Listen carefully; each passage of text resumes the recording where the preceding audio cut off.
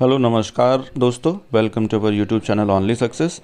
और आज के इस वीडियो में हम लोग डिस्कस करने वाले हैं बायोस्फीयर रिजर्व्स ऑफ इंडिया, मतलब बायोस्फीयर रिजर्व्स के बारे में लगभग सब कुछ।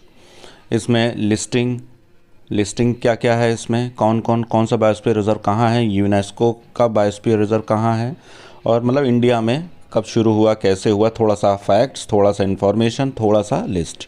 तो हम लोग इसके बारे में लगभग सारी बातें डिस्कस करने वाले हैं आज।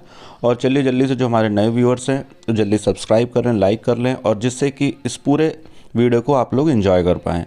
और इस वीडियो के डिस्क्रिप्शन बॉक्स में मैं इस लिंक दे दूंगा एक टेलीग्राम चैनल का, तो आप लोग प्लीज़ उसको भी ज्वाइन ज़रूर कर लें, क्योंकि जितना भी पीडीएफ हम लोग यहाँ डिस्कस करते हैं वो सारा पीडीएफ वहाँ पे मैं शेयर कर देता हूँ। आप लोग वहाँ से इसका प्रिंट आउट लेके ज़रूर पढ़ डालिए इसको, क्योंकि यहाँ तो आप लोग समझा करिए, बहुत सी चीज़ें ऐसी होती हैं कि आप लोग समझते समय नोट डाउन करेंगे तो एक डिस्ट्रैक्शन होता है।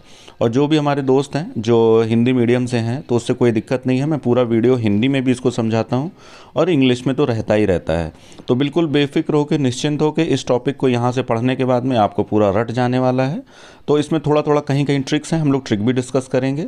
और दूसरी चीज़ इसमें जैसे नेशनल पार्क्स हैं, एक वीडियो और आने वाला है नेशनल पार्क्स और वाइल्ड लाइफ सेंचुरी के बारे में, बायोस्फीयर रिजर्व के बारे में, तो वो भी है। और ऊपर एक और देख लीजिए कि इसी इकोलॉजी पे एक हम लोगों ने एक और वीडियो बनाया है, ऊपर आई बटन पे मैं लिंक दे दूंगा, तो आप लोग उसको भी देख लीजिए। चलिए फिर जल्दी से शुरू करते हैं, और जो भी नए व्यूअर्स हैं जल्दी से उसको सब्सक्राइब कर दीजिए। और हम लोग अब बायोस्फीयर रिजर्व्स के बारे में बस जल्दी से थोड़ा सा डिटेल और थोड़ा सा सब कुछ जान लेते हैं इसमें।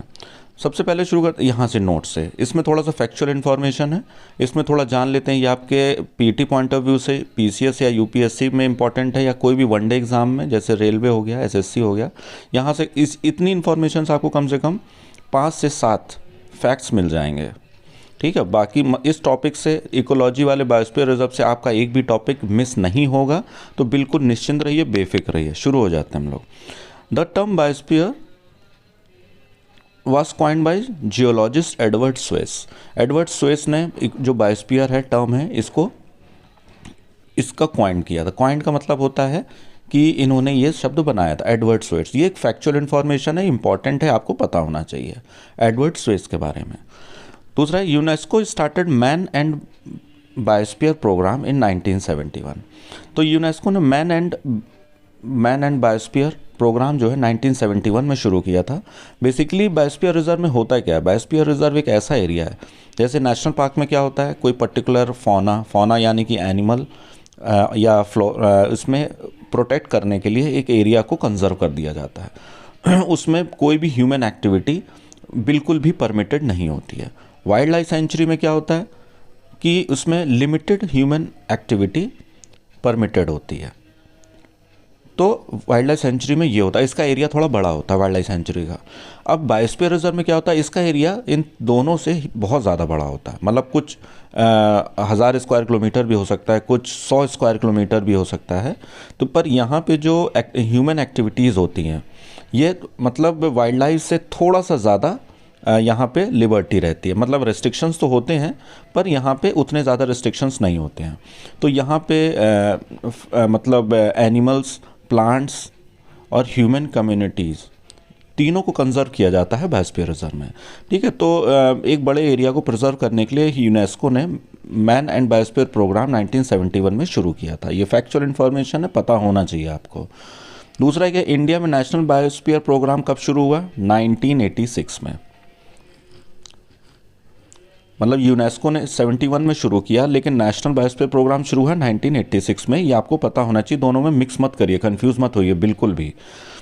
अगला आते हैं, biosphere reserve are area, large areas of biodiversity where flora and fauna are protected.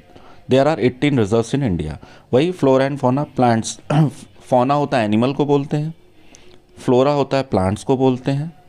ठीक है, ये इसकी बॉटनी की भाषा में फ्लोरा फौना बोल देते हैं, लेकिन प्लांट्स और एनिमल्स ही बोलते हैं इनको। यहाँ पे इंडिया में कितने बायोस्फीयर रिजर्व हैं, 18। Biosphere reserve of India often include one और मोर नेशनल पार्क्स और centuries along with buffer zone that are open to some economic uses। अब इसमें बायोस्फीयर रिजर्व अगर है तो कोई ऐसा नहीं है कि वो ऐसा एरिया होगा जो आइसोलेशन में होगा। हो सकता है कि एक या दो नेशनल पार्क्स का एरिया हो, उसको मिला के बायोस्फीयर रिजर्व बना दिया गया हो, या ये भी हो सकता है कि वाइल्ड लाइफ सेंचुरी और नेशनल पार्क्स को मिला के एरिया बायोस्फीयर रिजर्व बना दिया गया हो।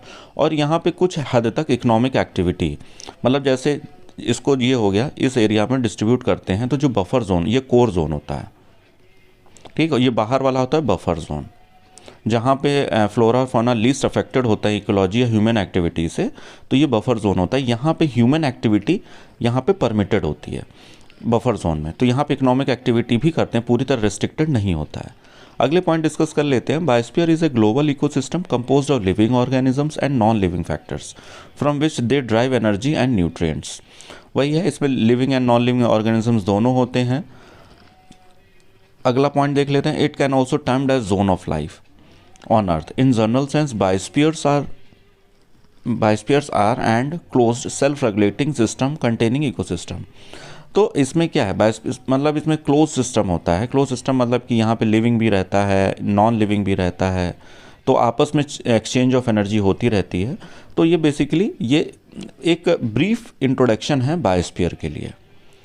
तो आप लोग इसमें से कम आपको 3 से 4 फैक्ट आपको मिल जाते हैं, तो आप लोग ध्यान से पढ़ लीजिए। प्रिंट आउट आपको मिल जाएगा टेलीग्राम से, आप लोग वहाँ से ले लीजिए, जिसका लिंक मैं डिस्क्रिप्शन में दे दूंगा।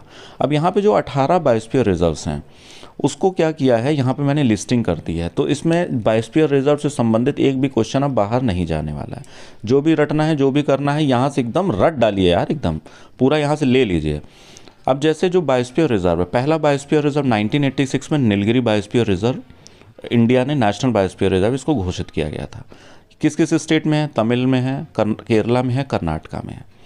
यहाँ की जो एंडेमिक वो स्पीशीज़ है, यहाँ पे ये इम्पॉर्टेंट भी है, याद जरूर कर लीजिए, चाहे वो कोई भी एग्ज़ाम हो, railway, banking, UPSSC, PCS, UPSC, कोई भी एग्ज़ाम से रिलेटेड हो, ये सब इम्पॉर्टेंट है।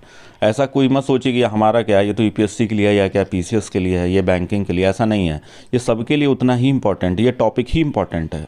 तो यहाँ इंपॉर्टेंट स्पीशीज़ क्या है, नीलगिरी तहर है, लाइन है, टेल्ड मकाऊ है, मकाऊ और नीलगिरी तहर।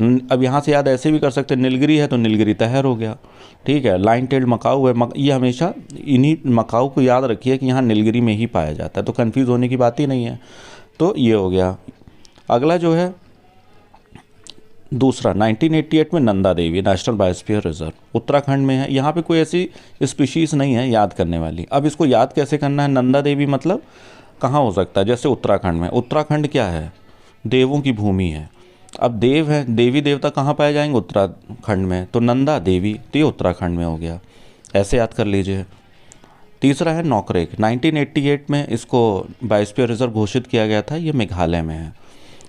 यहाँ पे जो स्पीशीज़ मेन पाई जाती है वो है रेड पांडा नॉकरेक में। अब नॉकरेक को इसको याद करने का तरीका क्या है, यहाँ मेघालय में बारिश ज़्यादा होती है, बहुत ज़्यादा। आपको पता होगा चिरापुंजी, अब तो माशीराम भी हो गया है, पहले चिरापुंजी होता था, तो यहाँ बारिश बहुत होती है।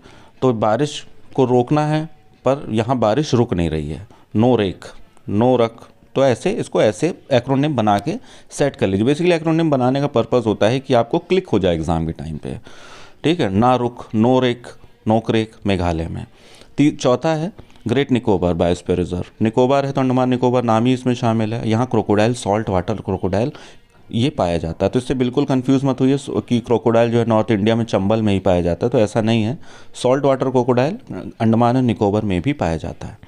पांचवा आ जाते हैं गल्फ ऑफ मन्नार तमिलनाडु, यहाँ डुगोंग और सीकाओ।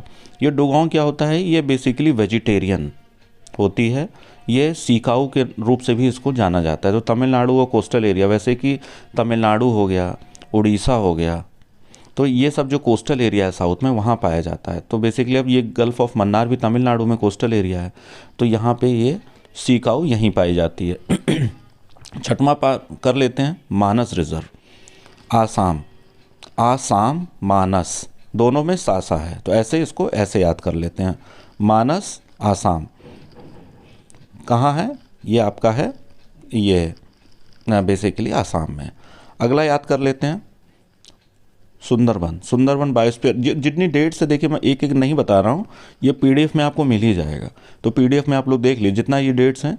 19 वैसे पूछा नहीं जाता, नीलगिरी का और शुरू के 1-2 जरूर इंपॉर्टेंट हो जाते हैं मैच द फॉलोइंग में, तो आप लोग याद कर लेंगे तो वो वहाँ से कवर हो जाएगा।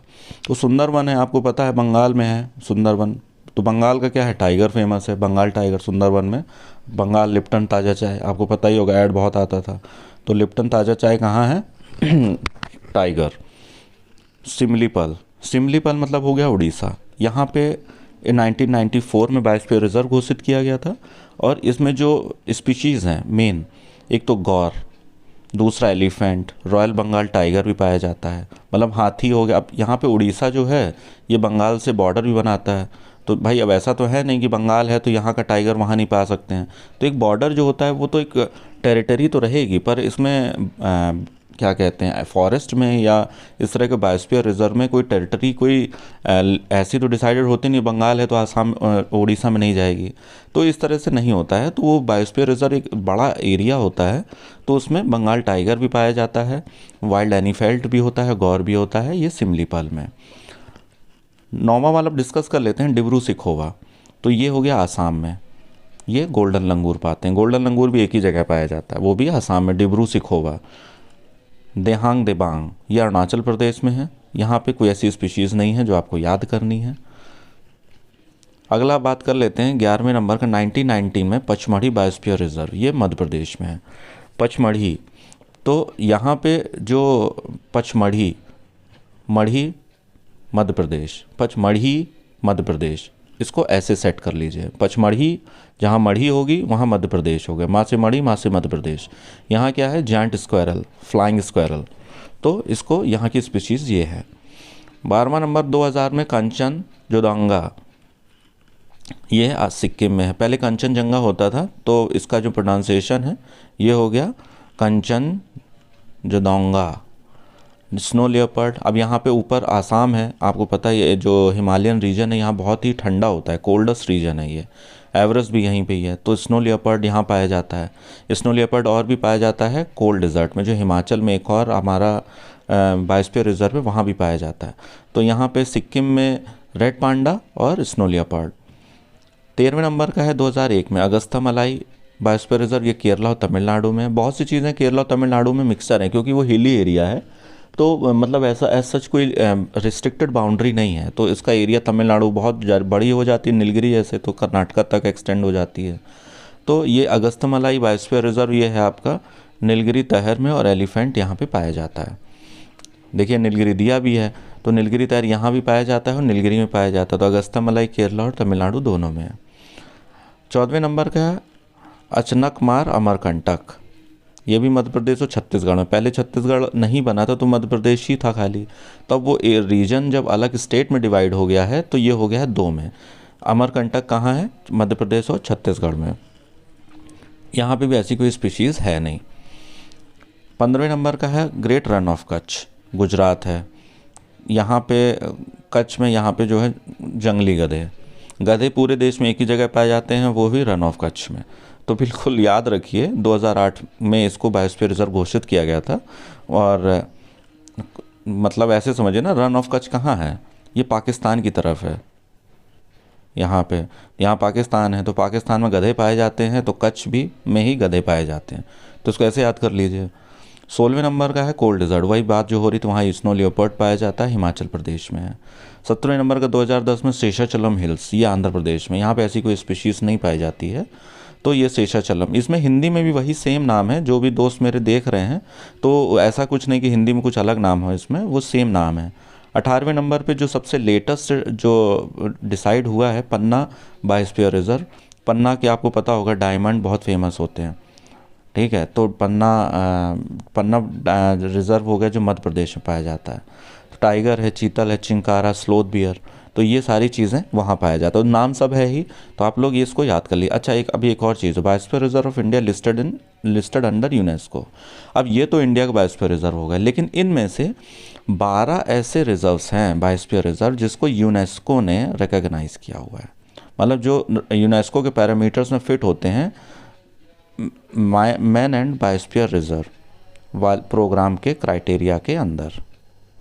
तो इसमें से इंडिया के कितने हैं, इन्हीं 18 में से, मतलब जो 18 हैं जो आप याद करेंगे, अलग से कुछ नहीं रटना है, बस जो 12 कौन से हैं इसको आप लोग देख लीजिए। नीलगिरी सबसे पहले कौन सा डिक्लेयर हुआ, नीलगिरी, वहाँ कब हुआ था, 1986 में। यहाँ पे कितना हो गया है नीलगिरी बायोस्फीयर रिजर्व, ये स्टेट तो आप पहले हम लोग डिस्कस कर ही चुके हैं, तो अब स्टेट यहाँ डिस्कस करने की ज़रूरत नहीं है, बस इस लिस्ट को आप लोग याद कर लीजिए।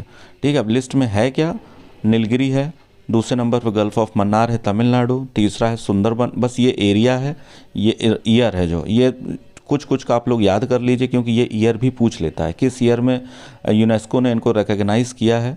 तो 2000 में नीलगिरी को किया है, 2001 में गल्फ ऑफ मन्नार को किया है, 2001 में फिर से सुंदरबन बायोस्फीयर रिजर्व को किया है, फिर 2004 में नंदा देवी बायोस्फीयर रिजर्व को किया गया है उत्तराखंड, फिर नौकरेक बायोस्फीयर रिजर्व को किया गया है मेघालय, फिर 2009 में फिर पचमढ़ी आपको पता ही मध्य प्रदेश में किया गया है, सिमलीपाल है, फिर ये उड़ीसा में किया गया है 2009 में। अब ये आपका फिर से 2013 में ग्रेट निकोबार किया गया है, 2012 में अमरकंटक का है छत्तीसगढ़ और मध्य प्रदेश में, 2016 अगस्तमलाई बायोस्फीयर रिजर्व केरला और तमिलनाडु।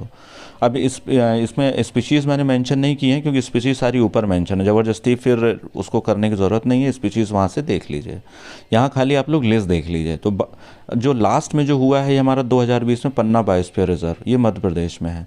तो लेटेस्ट एकदम जो है ये पन्ना ही है। तो इस समय हमारे यूनेस्को में लिस्टेड बायोस्फीयर रिजर्व कितने हैं, 12। लास्ट कौन सा है, पन्ना। ये सब इंपॉर्टेंट है, पूछ ही लेगा लास्ट कौन सा है। तो 2020 में पन्ना बायोस्फीयर रिजर्व को रिकग्नाइज़ किया गया था। तो चलिए दोस्तों, आज की इस वीडियो में इतना ही है और हम लोग फिर अगली वीडियो में अगला टॉपिक के साथ मिलेंगे। अगर आपको ज़रा सा भी इस वीडियो से फ़ायदा मिला है, अगर आपको लगता है कि इस वीडियो से आपकी नॉलेज थोड़ी सी भी इम्प्रूव हुई है या इन्हांस हुई है, तो प्लीज़ इस वीडियो को ऐसे ही और अच्छे अच्छे वीडियोज़ को सुनने के लिए आप लोग इस चैनल को लाइक कर दीजिए, सब्सक्राइब कर दीजिए, जिससे कि और अच्छे अच्छे टॉपिक्स पे आपको वीडियोस मिलते रहें। ठीक है दोस्तों, thanks for watching, thank you so much.